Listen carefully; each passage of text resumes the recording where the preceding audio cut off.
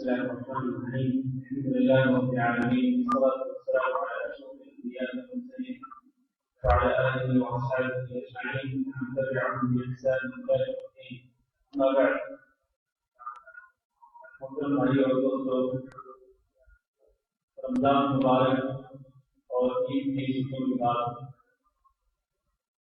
پھر سے یہاں پر آپ حضرات کی آمد کو آپ حضرات کو خوش آمدید کرتا ہوں۔ دعا کرتا ہوں کہ اللہ رب العزت آپ نے جو کچھ رمضان مبارک میں انتظام کیا اللہ تعالیٰ قبول فرمائے، اللہ رب العزت اس کو ہمارے لیے ذریعہ نجات بنائے، اور آپ یہاں تشریف لائے ہیں عید کو سمجھنے کے لیے، قرآن حدیث سے علم حاصل کرنے کے لیے۔ اللہ تعالیٰ آپ کا یہاں آنا بھی قبول فرمائے اور اس کو ہمارے لیے ذریعہ نجات بنائے۔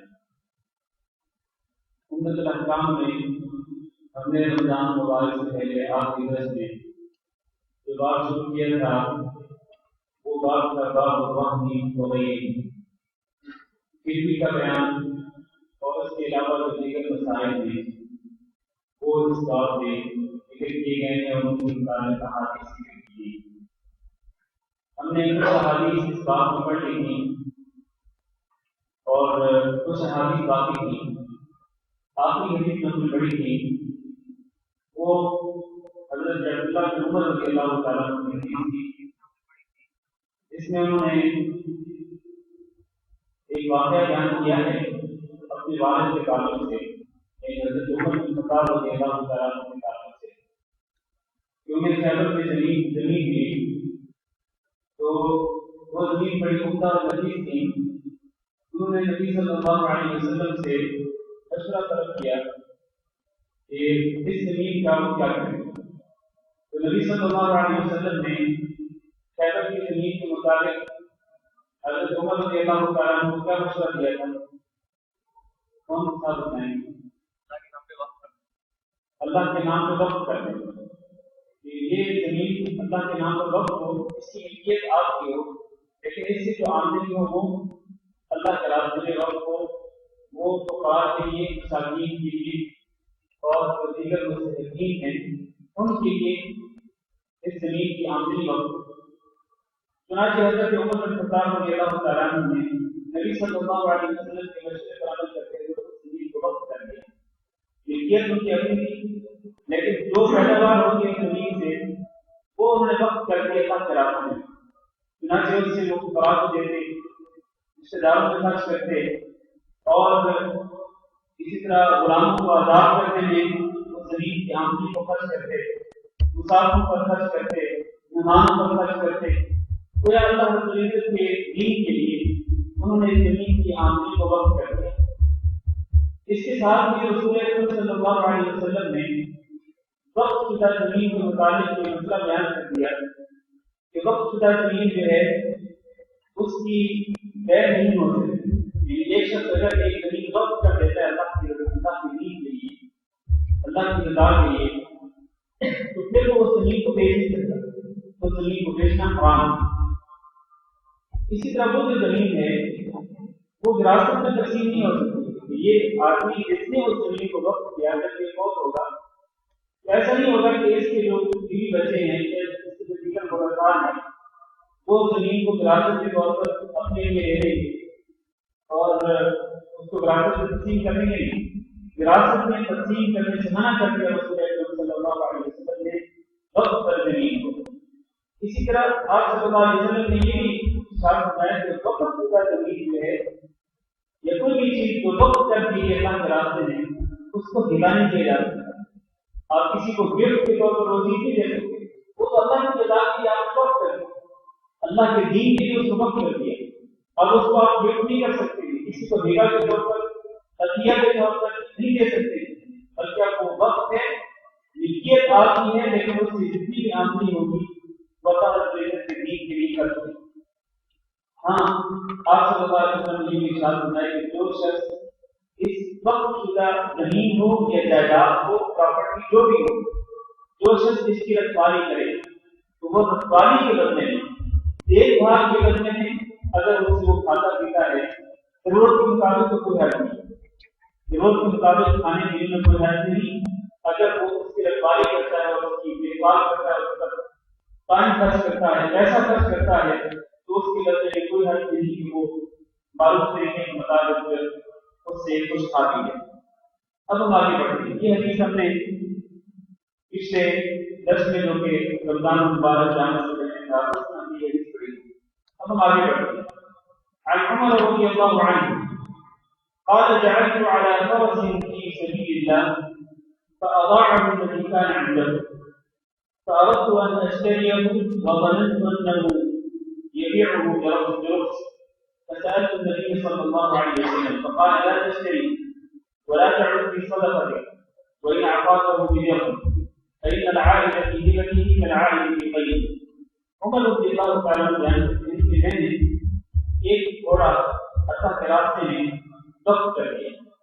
ایک گھوڑا، آپ کو معلوم ہے کہ اس وقت یہ گھوڑا عام سواری کے طور پر بھی استعمال ہوتا تھا، اور خصوصاً جنگ کے میدان میں کافروں کے خلاف لڑائی کرنے کے لیے گھوڑے کی سواری استعمال ہوتی ہے، اور گھوڑے پر سوار ہو کر مجاہد جہاد کرتا تھا۔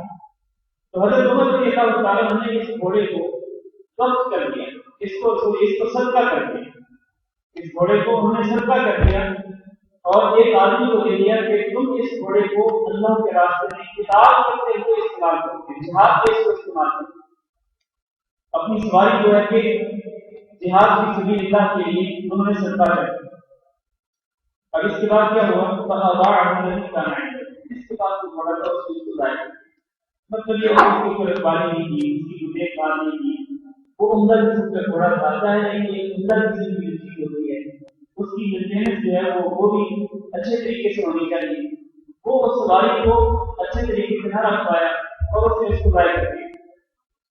تو عورت بہت لشکری ہے۔ حضرت عمر رضی اللہ تعالیٰ کہتے ہیں کہ میں نے ارادہ کیا کہ میں اس کو خرید لوں۔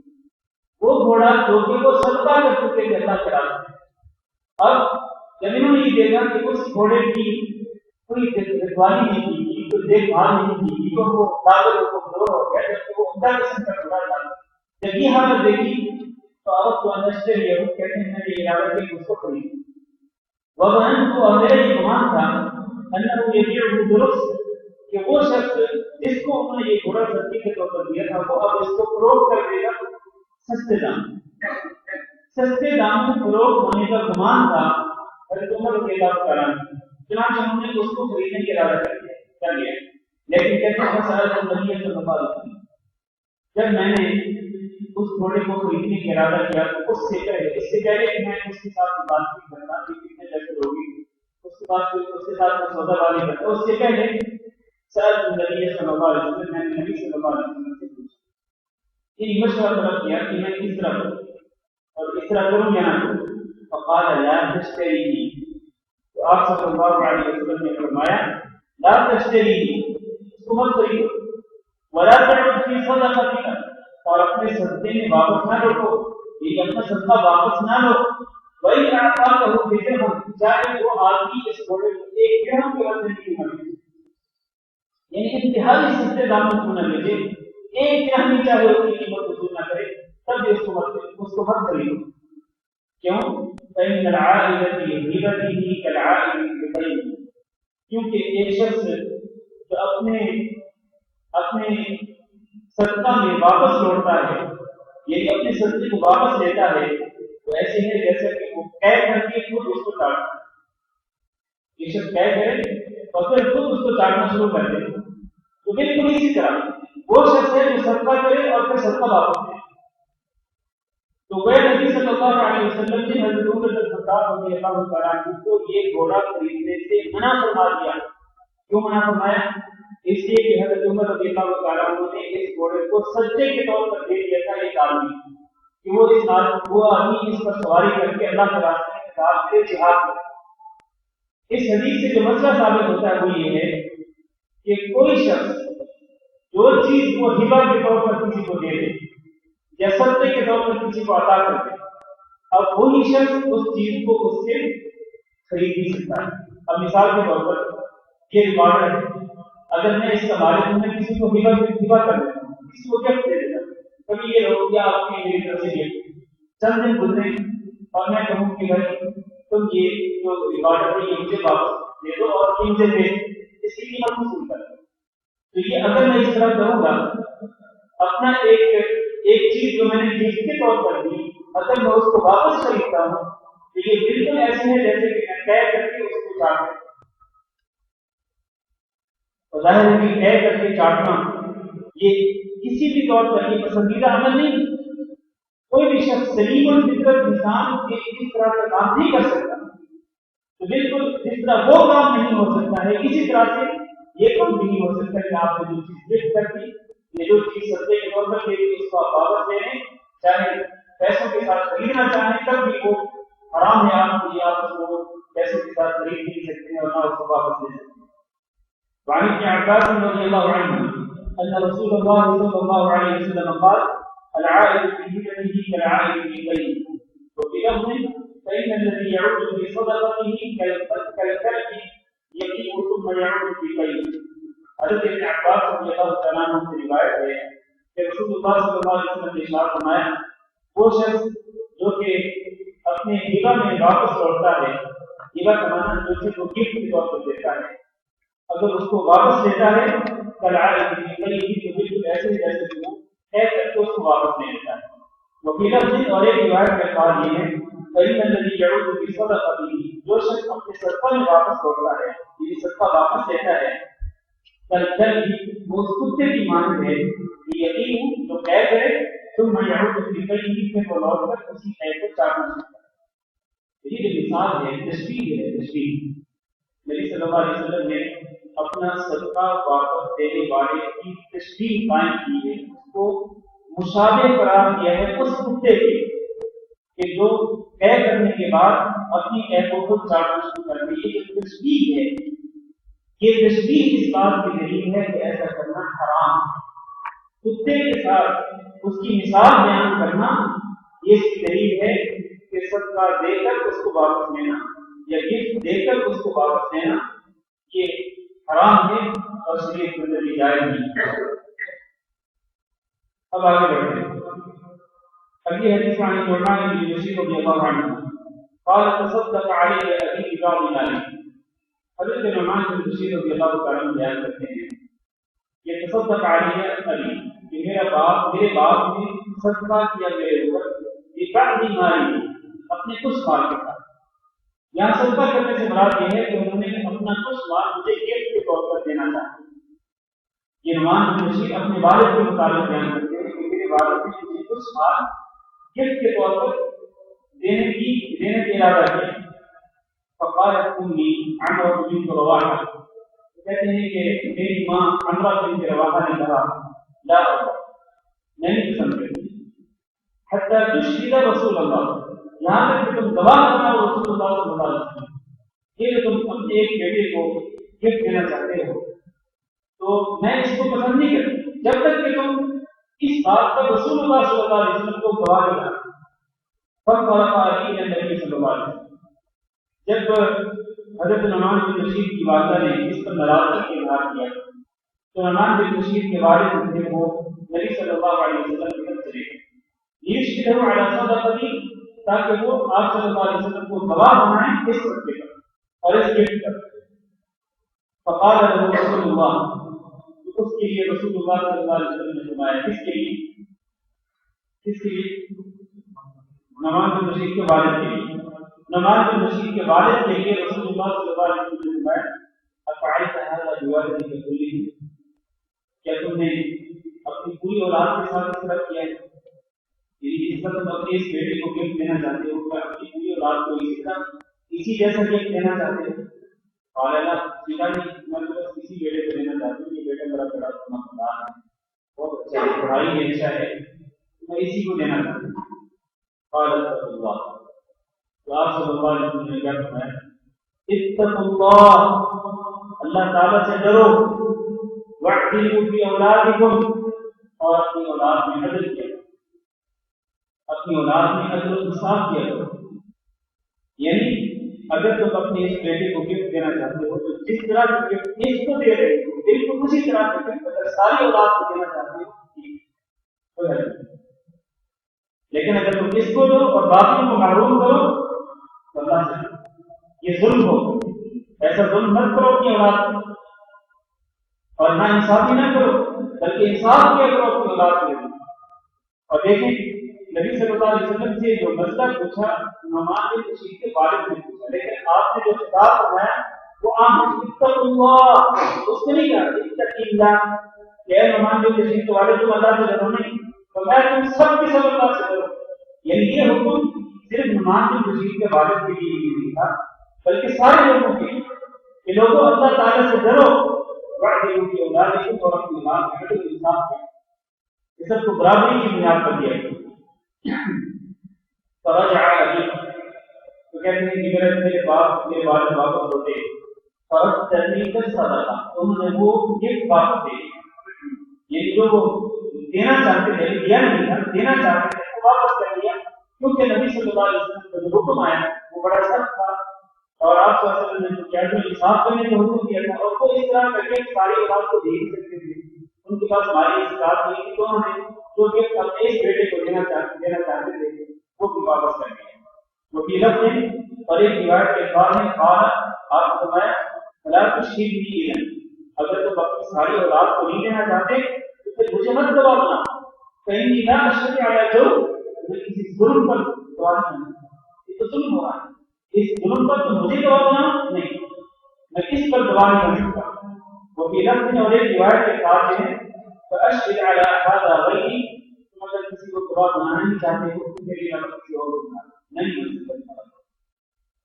وہ ایک خلاصہ یہ ہے ان مختلف الفاظ کا اس طرح کرنا ظلم ہے اور یہ ظلم کرنا ہرگز جائز نہیں. اولاد کے درمیان اگر انسان اولاد کو دینا چاہتا ہو تو وہ برابری کی بنیاد پر ہے. لیکن یہاں پر ایک مسئلہ اس کی وضاحت بڑی ہوتی ہے، وہ یہ ہے کہ یہ جو حدیث ہے یہ گفٹ دینے کے متعلق، یہ حدیث اولاد کے بنیادی خرچوں کے متعلق نہیں. یہ بنیادی خرچہ جو ہے وہ سب ایک جیسا ہونا چاہیے، ایسا تو ہر کے ہو نہیں سکتا ہے. فرض کریں آپ کا ایک بیٹا جو ہے وہ 11 یا 12 میں پڑھتا ہو اور ایک بیٹا آپ کا بھی KG میں ہو یا 1 یا 2 یا 3 گریڈ میں، کیا دونوں کا خرچہ ایک جیسا ہو؟ کیا کہتے ہیں آپ؟ دونوں کی فیسیں ایک جیسی ہوگی، کتابوں کا خرچہ ایک جیسا ہوگا؟ نہیں، ہرگز نہیں. یقیناً فرق ہوگا. وہ بچہ جو کہ بڑا ہوگا، بڑی کلاس میں پڑھتا ہے، اس کا خرچہ زیادہ ہوگا اور اس کی ضرورتیں زیادہ ہوں گی نسبت اس بچے کے جو کہ چھوٹی کلاس میں ہے، اس کی ضرورتیں کم ہیں، اس کا خرچہ کم ہے. تو جو بنیادی خرچے ہیں ان میں تفاوت ہو سکتا ہے، کمی بیشی ہو سکتی ہے. ہر ایک کو اس کی ضرورت کے مطابق آپ دیتے ہیں، اس پر خرچ کرتے ہیں. اس میں ناانصافی نہیں، ناانصافی تب ہوگی جب آپ بنیادی ضرورتوں کے علاوہ ویسے آپ گفٹ دیتے ہیں اپنی خوشی کے ساتھ کسی اولاد کسی ایک کو، پھر آپ جو ایک بیٹے کو دیتے ہیں وہ سب بیٹوں کو بھی بیٹوں کو سب کو برابری کی بنیاد پر گفٹ دینا ہوگا. جہاں تک کہ بنیادی ضرورتوں کا تعلق ہے تو بنیادی ضرورتوں کے جو بچے ہوتے ہیں ان میں کمی بیشی ہو سکتی ہے، ان میں سدھار کی.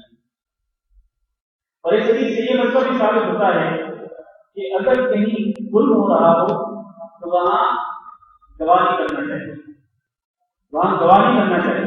جبکہ آج کل عام ہوتا ہے، آج کل آپ کسی کو گواہ بنانے کے لیے چند پیسے اس کے جیب میں ڈالیں اس کو گواہ بنانا، یہ تو عام ہے ہمارے یہاں پاکستان میں اور اسی طرح ہندوستان میں بھی شاید ایسے ہی ہوگا کہ گواہی لینا جو ہے یہ کوئی مشکل مسئلہ نہیں. یا تو آپ اصل و رسوم کو استعمال کریں، اگر آپ کسی اچھے منصب پر فائز ہیں تو آپ کے لیے کوئی مشکل نہیں، کسی کو پکڑ کے آپ اسے گواہی کرا. اور اگر آپ منصب والے نہیں ہیں لیکن آپ کا پیسہ ہے تو کسی بھی جیب میں 100 روپئے ڈالیں تو اس سے گواہی دلوائیں. جیسے چاہتے ہیں آپ گواہی. آج کل راتوں میں جھوٹی گواہی نہیں ملتی، پیسوں کے ساتھ یا سفارشوں کے ساتھ یہ کریں یا اصل و رسوم کے ساتھ. المهم یہ ہے کہ جہاں پر ظلم ہو رہا ہو، جہاں پر کسی کا حق مارا جا رہا ہے وہاں پر گواہ نہیں کرنا چاہیے. وہاں پر اگر انسان گواہ بنے گا تو وہ جھوٹ کا گواہ ہو، اور جھوٹی چیز کا گواہ بننا بہت بڑا گناہ ہے. وہ حدیث آپ ذہن میں ہوگی کہ رسول اکرم صلی اللہ علیہ وسلم نے ارشاد فرمایا کہ کیا میں تمہیں سب سے بڑے گناہ کے بارے میں بتاؤں؟ صحابہ کرام نے کہا کہ ضرور بتائیے. تو آپ فرمائے کہ سب سے بڑا گناہ اللہ کے ساتھ شرک کرنا. اس کے بعد والدین کی نافرمانی کرنا، اس کے بعد آپ صلی اللہ علیہ وسلم ایک جگہ کے بیٹھے ہوئے تھے لیکن آپ اس کی سیدھے ہو کے بیٹھے پھر آپ مانے لگے الا و شہادت الزور، الا و شہادت الزور، الا و شہادت الزور، الا و شہادت الزور. کتنی مرتبہ آپ نے یہ کہا کہ صحابہ کرام کہتے ہیں کہ ہمارے دل میں یہ بات آنے لگی، اتنی مرتبہ آپ ڈرا رہے ہیں جھوٹی گواہی دینے سے، کاش کہ آپ صلی اللہ علیہ وسلم ابھی خاموش ہو جائیں اور بار بار یہ بات نہ دہرائیں. یہ اس قدر خوف پیدا ہوا صحابہ کرام کے دلوں میں جھوٹی گواہی کے مطابق جس طرح نبی صلی اللہ علیہ وسلم نے ڈرایا اس سے اتنا خوف پیدا ہوا. لیکن آج کل جس طرح میں نے پہلے کہا جھوٹی گواہی دینا بہت ہی معمولی سی بات ہے. تو جھوٹی گواہی دینا یا جھوٹ پر یا ظلم پر گواہ کرنا ہے یا کسی کا مارنے پر گواہ کرنا ہے وہ بہت بڑا گناہ ہے. اس طرح نہیں کرنا چاہیے. اگلی حدیث پڑھتے ہیں. وعن عبد الله بن عمر رضي الله عنهما ان النبي صلى الله عليه وسلم عاد اهل الخيبر على شطر ما يخرج منها من ثمر او زرع. حضرت عبداللہ بن عمر رضی اللہ تعالیٰ عنہ بیان کرتے ہیں کہ نبی صلی اللہ علیہ وسلم نے اہل خیبر کے ساتھ معاملہ کیا. کس چیز کا معاملہ کیا؟ على شطر ما يخرج منها کہ خیبر کی زمین سے جو کچھ نکلے گا اس کا آدھا حصہ آدھے حصے پر معاملہ کر دیا. یہ ثمر چاہے وہ پھل نکلے اور زرع یا کھیتی نکلے. خیبر کی زمین سے جو چیز برآمد ہو چاہے وہ پھل ہو چاہے وہ کھیتی، آدھی ان کی اور آدھی ہماری. اس طرح معاملہ کر دیا نبی صلی اللہ علیہ وسلم کے خیبر کے ساتھ. اور یہ تب تھا یہ تب ہوا جب خیبر کا قلعہ ختم ہوا سن 7 ہجری میں خیبر کا قلعہ ختم ہوا اور خیبر کی زمین جو ہے مسلمان کے قبضے میں آ گئی اور صحابہ کرام نے خیبر سے یہودیوں کو نکال دیا. اس کے بعد خیبر کی پوری زمین مسلمان کے قبضے میں آ گئی. اب یہ جو زمین تھی یہ زمین در حقیقت زرعی زمین تھی. یہ زرعی زمین تھی، یہاں پر کاشتکاری ہو رہی. تو نبی صلی اللہ علیہ وسلم نے خود خیبر والوں کو یہ آفر کی کہ دیکھو یہ زمین ہماری ہے مسلمانوں کی، لیکن تم یہاں رہتے ہو تم اس زمین میں کاشتکاری کرو. جو چیز برآمد ہوگی چاہے وہ پھل ہو چاہے وہ کھیتی، جو چیز برآمد ہوگی آدھی آپ کی آدھی ہماری. اس حساب سے کیا ہوا کہ زمین بٹائی پر دینا چاہیے. بٹائی کا مطلب کیا ہے کہ جو چیز برآمد ہو اس کو آدھا کرے. زمین ایک فریق کی ہے، محنت دوسرے فریق محنت کرے اور اس میں کاشتکاری کرے. تو جو چیز برآمد ہوگی وہ آدھا ہاتھ کر کے اس کو تقسیم کر لیا جائے. اس میں کوئی حرج نہیں. جیسا کہ نبی صلی اللہ علیہ وسلم نے اہل خیبر کے ساتھ یہ معاملہ طے کیا تھا تو اس کا کرنے کو حرج نہیں. اگلی حدیث عن واقع بن خدیج رضی اللہ عنہ. یہاں میں یہ حدیث پڑھنے سے پہلے آپ کو ایک مسئلہ یاد دلا دوں. ہم نے پہلے کچھ بات پہلے اسی کتاب البیوع میں خرید فروخت کے معاملات کے اندر ایک لفظ پڑھا تھا اور وہ لفظ المحاقلہ کہ نبی صلی اللہ علیہ وسلم نے بعض قسم کی بیوع سے منع فرمایا، خرید فروخت کے بعض معاملات سے منع فرمایا. ان میں سے ایک محاقلہ ہے. محاقلہ حقل سے ہے، حقل زمین کو کہتے ہیں. تو یہ جو محاقلہ ہے یہ کیا چیز ہے؟ ہم نے اس کی وضاحت اس وقت ذکر کی تھی لیکن ہم کیونکہ دو حدیثیں اب جو ہے وہ تصدیق کرنی ہے اور اسی کے مطابق پھر سے آ رہی ہے تو پھر سے وضاحت کرتے ہیں. محاقلہ یہ ہے کہ آپ کسی کو زمین ٹھیکے پر دیں. ٹھیکہ اس طرح نہ ہو کہ آپ زمین میں کاشتکاری کریں اور 6 مہینے کے بعد یا سال کے بعد آپ مجھے اتنے پیسے دیں. پیسے کے بدلے میں ٹھیکے پر نہیں دیتے بلکہ آپ کیا کہتے ہیں، آپ یہ کہتے ہیں کہ دیکھو یہ زمین ٹوٹل 50 ایکڑ ہے. یہ جو 25 ایکڑ زمین ہے اس میں سے جو آمدنی ہوگی وہ میری، اور یہ جو 25 ایکڑ زمین ہے اس میں سے جو آمدنی ہوگی وہ تمہاری. اس کو معاف کر دیں. اس سے منع فرمایا نہیں سکتا. کیوں؟ اس سے منع فرمایا کہ ہو سکتا ہے کہ جو زمین آپ اپنے حصے میں رائے کریں اس کی آمدنی میرے لیے ہوگی. ہو سکتا ہے کہ وہ زمین بہت عمدہ قسم کی ہو اور اس میں بہت اچھی آمدنی ہو، وہ تو آپ اپنے لیے رکھیں، محنت وہ کرے اور کھائیں آپ. اور وہ زمین جو کہ آپ اس کو دے رہے ہیں، یہ 25 ایکڑ زمین کی آپ کی، ہو سکتا ہے وہ زمین اتنی اچھی نہ ہو، ہو سکتا ہے وہاں پر اتنی اچھی کھیتی باڑی نہ ہوگی، وہاں اتنی اچھی کاشت نہ ہوگی، تو اس سے کیا ہوگا؟ اس کو نقصان ہوگا۔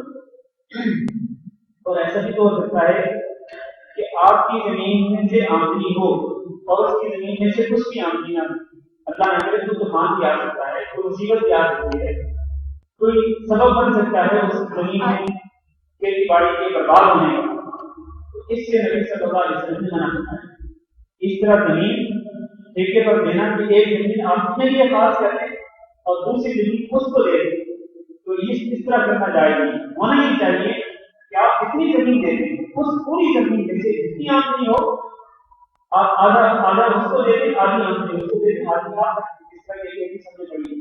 یا پھر اگر آپ آمدنی پر ٹھیکہ جو ہے وہ آمدنی پر نہیں دیتے بلکہ آپ پیسے پر دیتے ہیں، تو اس طرح ہو سکتا ہے کہ آپ پیسے متعین پر ایکڑ آپ مجھے اتنے دیں، بلکہ 10,000 روپئے آپ نے پر ایکڑ مجھے دیں، تو 50 ایکڑ کی کتنے بنے گی؟ 10,000 روپئے ایک ایکڑ میں، تو 50 ایکڑ کتنی ہوگی؟ 5 لاکھ روپئے۔ تو 5 لاکھ روپئے آپ اپنے لیے طے کرتے ہیں کہ یہ مجھے چاہیے، باقی اس کو وہ اس عام زمین سے جتنی آمدنی حاصل کر سکتا ہے وہ اس کا اپنا مسئلہ ہے۔ تو پیسے کے بدلے میں ٹھیکے پر دینا یہ جائز ہے، لیکن اس طرح زمین کو الگ الگ کر کے زمین ٹھیکے پر دینا چاہیے، اس زمین کی آمدنی میرے لیے اور اس زمین کی آمدنی آپ کے لیے، اس طرح کرنا حرام ہے، اس سے نبی صلی اللہ علیہ وسلم نے منع فرمایا۔ اب حدیث کی طرف سنیے، میں نے یہ پہلے تھوڑا سا خلاصہ اس کے بیان کے بعد آنے کے آپ نے اس طرح سے بیٹھ کر اور آپ کو سمجھ آئے۔ اور پھر یہ حدیث رضی اللہ عنہ بیان کرتے ہیں، كنا اکثر الانصار حقا، کہتے کہ ہم انصاریوں میں سب سے زیادہ زمین والے ہیں۔ کون؟ رافع بن خدیج رضی اللہ تعالیٰ عنہ جو صحابی اس حدیث کو روایت کرتے ہیں، وہ کہتے ہیں کہ ہم انصاریوں میں سے انصاری صحابہ کرام میں سب سے زیادہ زمین والے ہیں۔ اور وہ بیان کرتے ہیں كنا نجري الارض، ہم زمین بٹائی پر دیتے تھے یا کرائے پر اجرت پر دیتے تھے، کس شرط پر؟ على ان لنا هذه ولهم هذه، کہ یہ زمین ہمارے لیے اور یہ زمین ان کی، یعنی ہم زمین فکس کر دیتے کہ یہ اتنی زمین ہمارے لیے ہے، اس کی آمدنی ہمارے لیے ہوگی، اور یہ جو زمین ہے اس کی آمدنی ان کے لیے ہوگی، اس کے لیے لوگ یہاں پر کاشت کریں، کاشتکاری کرنے والوں کے لیے یہ زمین ہوگی۔ تو پھر ہوتا ہے نتیجہ کیا نکلتا ہے؟ کہتے ہیں فرضاً اخرجت هذه ولم تخرج هذه، بعض اوقات یہ ہوتا ہے کہ یہ زمین جو ہمارے حصے میں ہوگی وہ اس سے کچھ کھیتی برآمد ہو جاتی، ولم تخرج هذه، اور یہ جو زمین ان کے حصے کی ہوتی ہے اس سے کچھ نہیں کرتی، اس سے کچھ کی آمدنی نہ ہوتی۔ تو اس طرح کیا ہوتا ہے؟ اس طرح نقصان ہوتا ہے، خسارہ ہوتا ہے اس آدمی کا جو کہ کاشت کرتا ہے، جو محنت کرتا ہے، پیسہ لگاتا ہے، اس کا نقصان ہو جاتا ہے۔ تو فنہانا عن ذلک، تو ہمیں نبی صلی اللہ علیہ وسلم نے اس سے منع فرمایا کہ یہ ایسا نہ کرے کہ زمین فکس کر لو اپنے لیے، عمدہ زمین کر لو، اور جو بنجر زمین ہو جس سے کچھ کی برآمد ہونے کا یقین نہ ہو، امید نہ ہو، اور وہ زمین کسی اور کو دے دیں کہ اس کی آمدنی تمہارے لیے، اس طرح کرنے سے نبی صلی اللہ علیہ وسلم نے منع فرمایا۔ پھر فرماتے ہیں عوام الذهب والورق، یہاں تک سونا چاندی کا تعلق ہے، فلم ينهانا، تو ہمیں نبی صلی اللہ علیہ وسلم نے منع نہیں فرمایا۔ آپ کو معلوم ہے کہ اس وقت کرنسی کے طور پر سونا چاندی کے سکے استعمال ہوتے ہیں، اس وقت یہ جو نوٹ ہیں دینار و درہم یا یہ روپیہ اور ڈالر وغیرہ یہ نہیں ہوتے تھے، بلکہ سونا چاندی کے سکے ہوتے ہیں۔ تو فرماتے ہیں کہ سونا چاندی کے بدلے میں اگر ہم زمین پر زمین بٹائی کر دیتے تو لم ينهانا، تو ہمیں نبی صلی اللہ علیہ وسلم نے منع نہیں فرمایا۔ مطلب یہ اس کی اجازت دی گئی کہ آپ پیسے کے بدلے میں زمین بٹائی پر دے سکتے ہیں، کہ آپ کے اگر 50 ایکڑ زمین ہے تو آپ طے کر دیں کہ بھائی 50 ایکڑ زمین میں آپ کاشت کرو، آپ نے مجھے کتنا دینا ہے آپ طے کر دیں، اس علاقے کے دستور کے مطابق اپنی طرف سے ظلم نہ کریں، بلکہ اس علاقے کے دستور کے مطابق اور اس علاقے کی زمین سے جو پیداوار ہوتی ہے اس کو سامنے رکھتے ہوئے آپ طے کر دیں کہ مجھے 5,000 روپئے چاہیے یا 10,000 روپئے کا پیکج چاہیے، طے کر دیں آپ، پھر اس کے بعد وہ جانے اس کا کام کریں۔ تو پیسے پر سونا چاندی کے سکے ہوں یا آج کل کی کرنسی ہو، کرنسی کے بدلے میں زمین کو ٹھیکے پر دینے میں کوئی حرج نہیں ہے، یہ جائز ہے اور اس میں کسی قسم کے خلاف نہیں ہے۔ ولی مسلم اور مسلم کی روایت میں ہے عن حنظلة بن قيس حنظلة بن قيس سے روایت ہے قال وہ کہتے ہیں سألت رافع بن خدیج میں نے رافع بن خدیج سے سوال کیا عن قراء الأرض بالذهب والورق کہ کیا زمین کو سونا چاندی کے بدلے میں اجرت پر دیا جا سکتا ہے یا نہیں؟ کیا زمین کو سونا چاندی کے بدلے میں بٹائی کر اجرت پر دیا جا سکتا ہے یا نہیں؟ فقال لا بأس به تو انہوں نے کہا کوئی حد نہیں۔ یہ رافع بن خدیج وہی ہیں جو جس کی روایت آپ نے سنی کہ نبی صلی اللہ علیہ وسلم نے اسے منع نہیں فرمایا، سونا چاندی کے بدلے میں زمین کو اجرت دینے سے منع نہیں فرمایا۔ پھر اس کے بعد ہماری مکان الناس بے شک لوگ یعاجلون اجرت پر دیتے تھے علی عہد نبی صلی اللہ علیہ وسلم، نبی صلی اللہ علیہ وسلم کے زمانے میں بما علی النادیانات وہ زمینیں جو کہ بڑی نہروں کے کناروں پر ہوتی وہ اقبال الجداول یا چھوٹی نہروں کے کناروں پر ہوتی وہ اشیاء بالزرع اور کھیتی میں سے کچھ حصے کے بدلے میں وہ زمین کرایہ پر دیتے تھے۔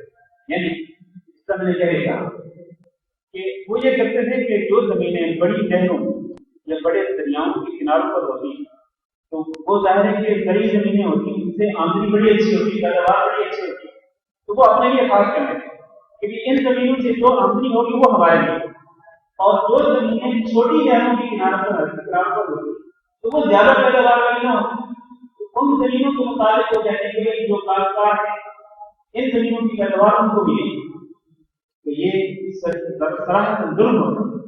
تو نبی صلی اللہ علیہ وسلم نے اس سے منع فرمایا۔ اور ہوتا کیا پیا یہ بہانا بعض اوقات یہ ہوتا ہے کہ یہ زمین جو ہے وہ برباد ہو جاتی ہے، ویسلم حالا اور یہ ٹھیک رہ جاتی ہے، ویسلم حالا یہ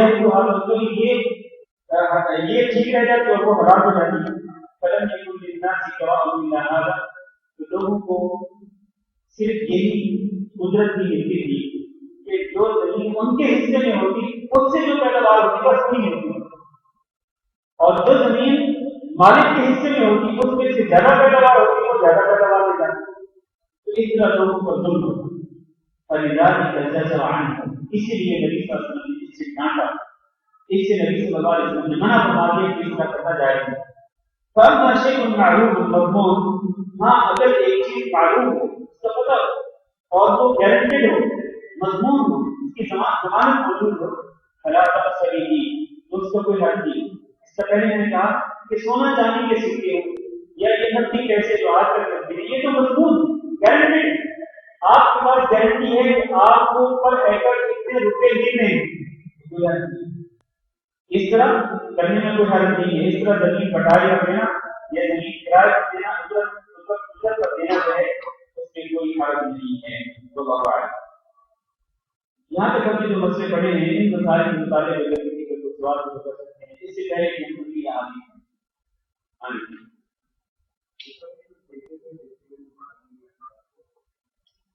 دکانیں یا ٹرانسپورٹ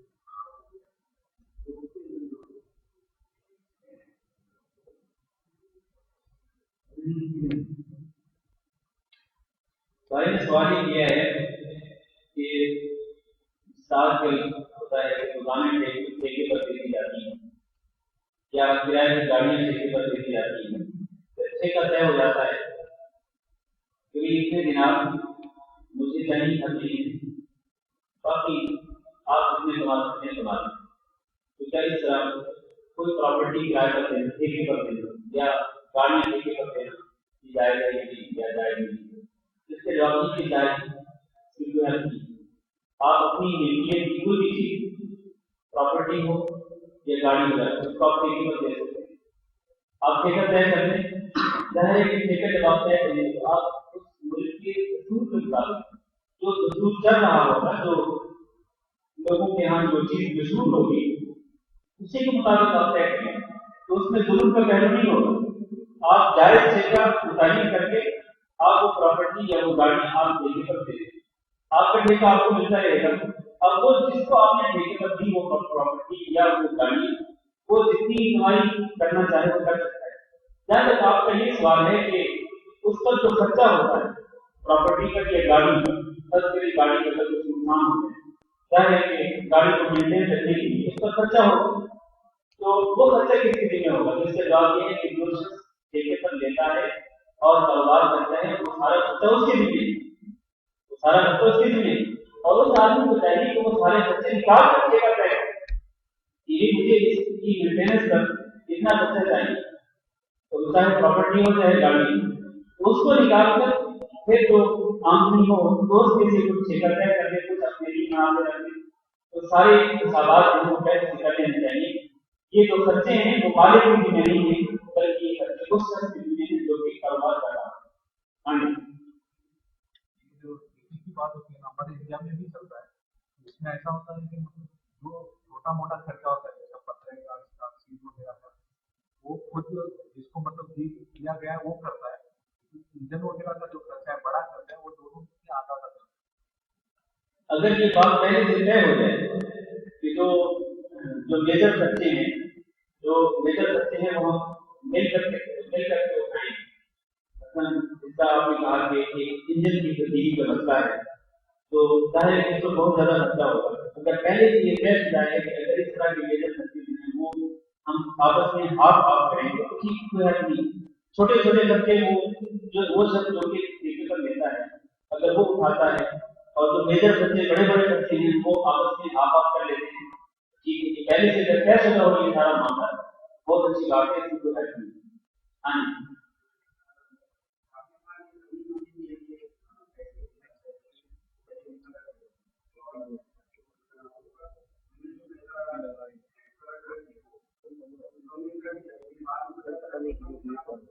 اس کا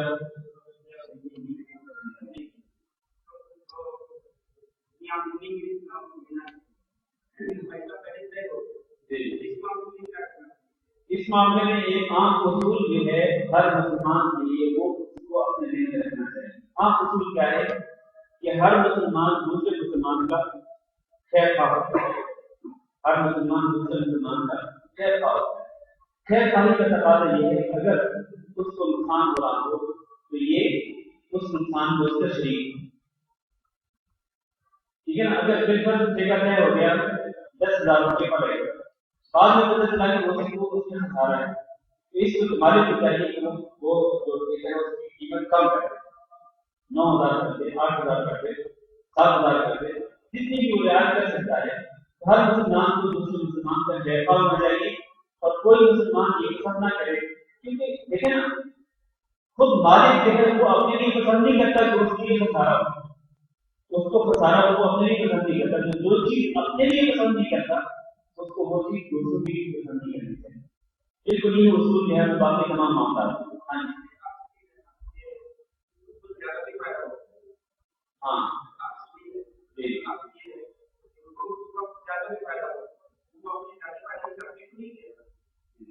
نہیں، زیادہ فائدہ تو تب ہوگا جب یہ پیداوار زمین سے نکلے گی اور اس پیداوار کو بیچے گا تو تب فائدہ ہوگا. تو وہ تو یہ سارا معاملہ ہونے کے بعد تو اس میں کوئی حرج نہیں. اس کو اگر زیادہ پروفٹ ملتا ہے تو اس میں کوئی حرج نہیں. یہ نہیں یہاں مطالبہ کیا جا سکتا ہے کہ زیادہ پروفٹ اس مالک کو ملے نہیں، اس کا مطالبہ کرنا درست نہیں. آپ نے جو نقصان کی بات کی ہے وہ تب ہے کہ جب معاملہ طے ہوا، ابھی طے ہوتے ہی کچھ عرصہ کے بعد اس کو پتہ چل گیا کہ مجھے تو خسارہ ہونا ہے، اور وہ اپنے مالک سے بات کرتا ہے تو مالک اس کو رعایت دیتا ہے کہ جو اگر خسارہ ہو رہا ہے یا فرض کریں کہ آسمانی آفت آ جاتی ہے، طوفان آ جاتا ہے یا طوفان کی بارش آتی ہے، آندھی چل پڑتی ہے اور کھیت کا نقصان ہوتا ہے یا باغ کا نقصان ہوتا ہے، اس معاملے میں دونوں کے ایک دوسرے کا خیر خواہ ہوتا ہے.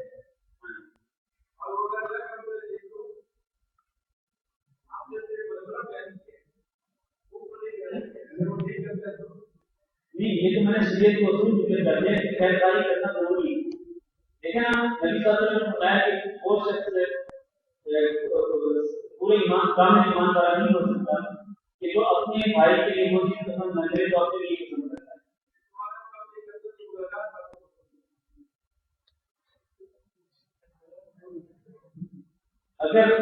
اگر وہ خیرخواہی نہیں کرتا اپنے مسلمان بھائی کی خیرخواہی نہیں کرتا تو یہ نہیں گناہگار ہوگا.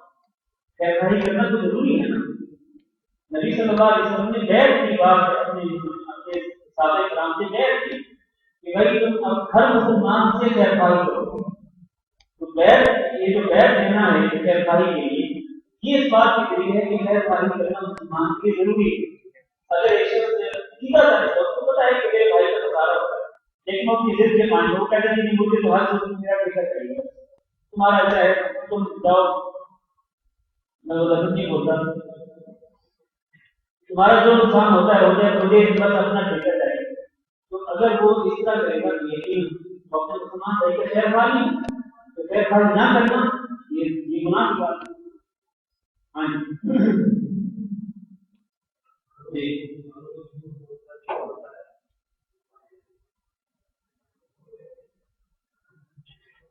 دیکھیں اگر کوئی شخص جھوٹ بول رہا ہے تو یقیناً اس کا جھوٹ بھی پتہ چل جائے گا عیاں ہو جائے گا کہ یہ شخص جھوٹ بول رہا ہے اور فائدہ چھپا رہا ہے یا نقصان ہوا نہیں اور کام کا یہ انسان ظاہر کر رہا ہے.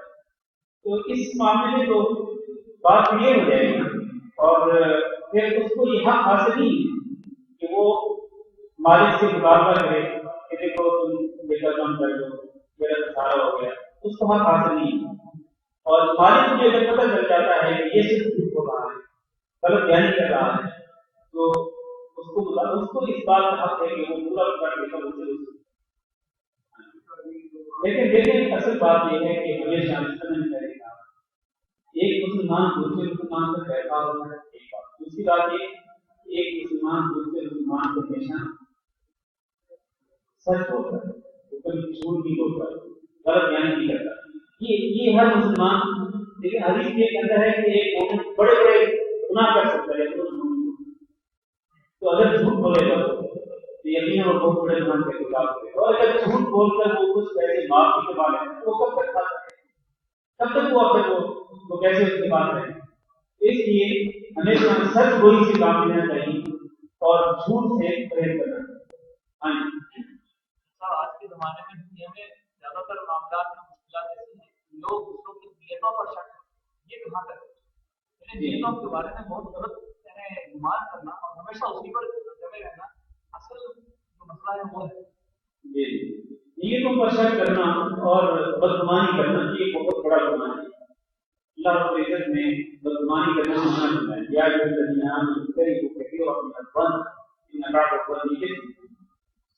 بہت زیادہ گمان کرنے سے پرہیز کرو کیونکہ بعض جو گمان ہوتے ہیں وہ گناہ کا کام ہے گناہ ہے.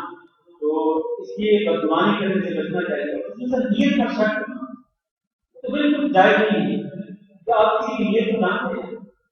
آپ کسی کے دل کے بھید کو دل کے راز کو جانتے ہیں اس کے دل میں کیا ہے اس کے دل میں کتنا اخلاص ہے کتنی محبت ہے وہ کیا کرنا چاہتا ہے اس نے کیا کیا آپ ہی جانتے ہیں. لہٰذا جب آپ ایک چیز کو جانتے نہیں ہیں تو کیوں اس کو شک کرتے ہیں. اللہ کہ اگر آپ کے آس پاس کوئی ٹھوس دلیل ہوتی ہے آپ کے سامنے کوئی چیز ہوتی تو ٹھیک ہے لیکن جب کوئی ٹھوس دلیل نہیں سامنے کوئی چیز نہیں باہر بدگمانی ہے اور نیت پر شک ہے تو ایسا کسی مسلمان کے حیا نشانی نہیں.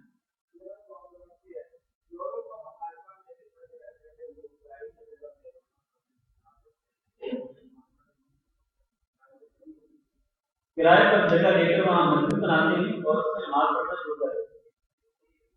کوئی حرج نہیں اگر ان کو زمین نہیں ملتی مسجد بنانے کے لیے یعنی اگر وہ خریدنا چاہتے ہیں لیکن ان کو زمین نہیں ملتی ہے قیمت پر جس پر وہ مسجد تعمیر کر سکتے ہیں تو دوسرا جو طریقہ ہے دعوت کرتا ہے وہ کرائے پر زمین لے کر وہاں مسجد بنانے وہاں نماز پڑھنا شروع کر دیتے ہیں. جائز ہے کیونکہ انہوں نے کرایہ میں دینا نا زمین.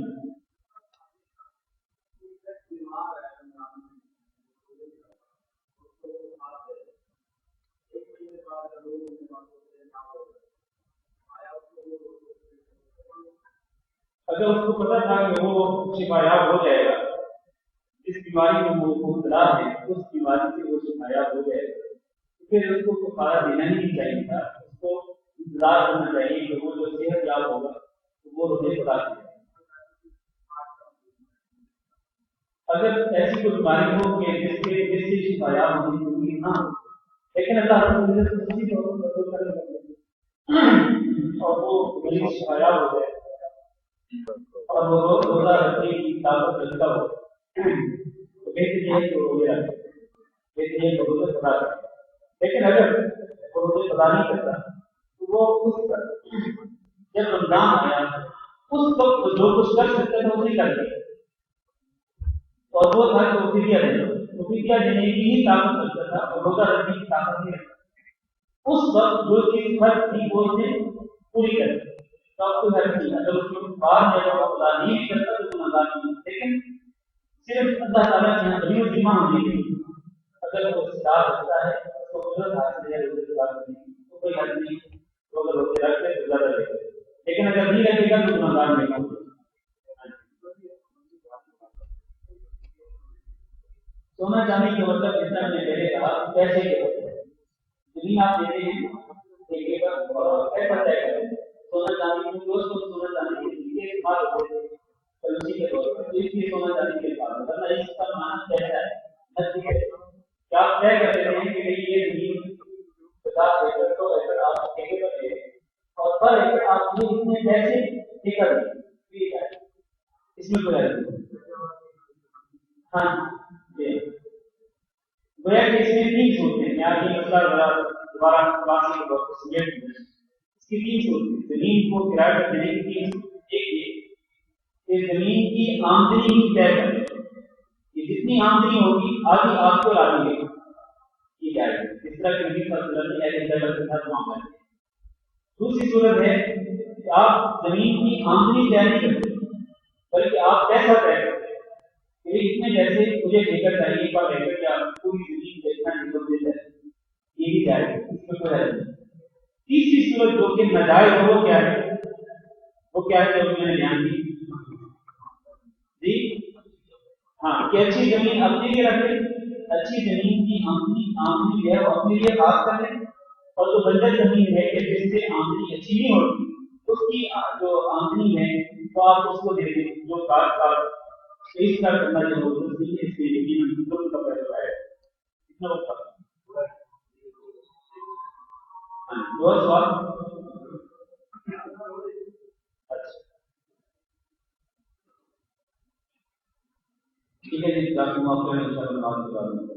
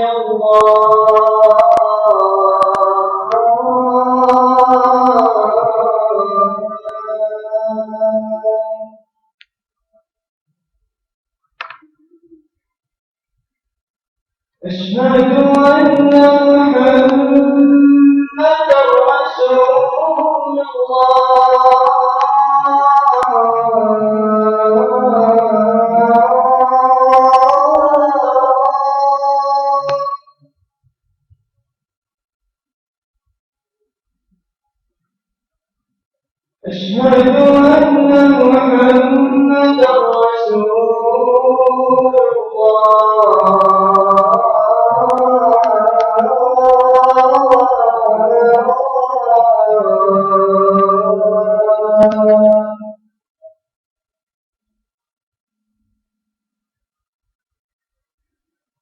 حي على الصلاة.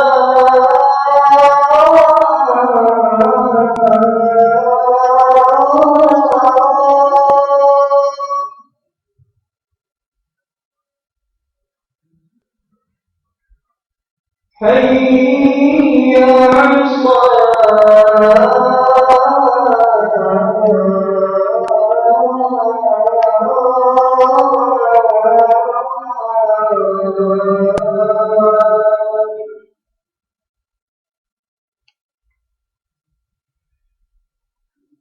حي على الفلاح.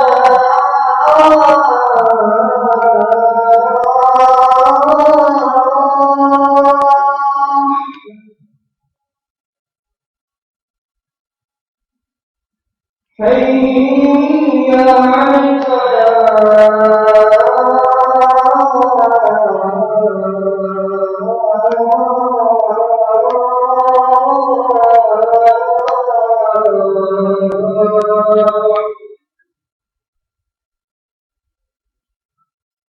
الله أكبر.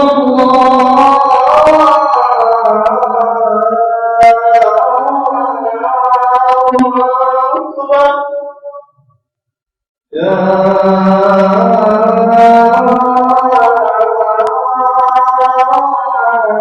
إله إلا الله.